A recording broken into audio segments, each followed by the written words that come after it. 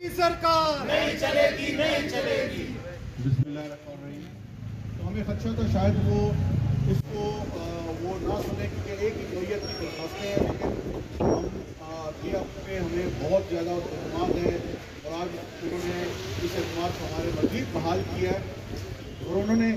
نہ صرف اپنے ریمارکس میں جو وہاں پہ سماعت کے دوران جب ہم نے اس کی سماعت کے لیے ہم نے جو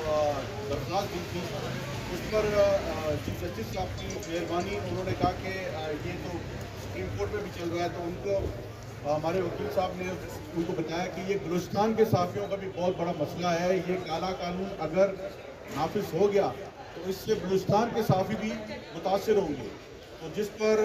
انہوں نے فوری طور پر اس کو قابل سماعت قرار دیا اور اٹارنی جنرل کو 20 دن کے اندر اندر اس کا جواب داخل کرنے کے لیے احکامات جاری کیے۔ اب انشاءاللہ ہم عدلیہ کے ذریعے بھی اس کیس دی، لیکن یہ ڈرپوک حکمرانوں نے اس ریلی کو روکنے کے لیے بھی خاردار تاریں لگائی اور اس کو بھی روکا۔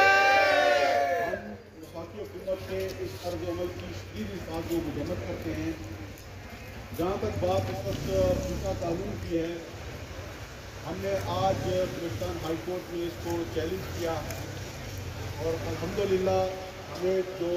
وہاں پہ بہت اچھا ایک رسپانس ملا۔ تمام وکلا برادری ہمارے ساتھ اس قانون کے خلاف ہمارے اس کیس کو لڑنے کے لیے ہمارے ساتھ تعاون کرنے کے لیے کھڑی ہو گئی ہے، اور سب سے پہلے میں بلوچستان بار کونسل کا شکریہ ادا کرنا چاہتا ہوں، جن کے جناب رائے بلیدی صاحب جنہوں نے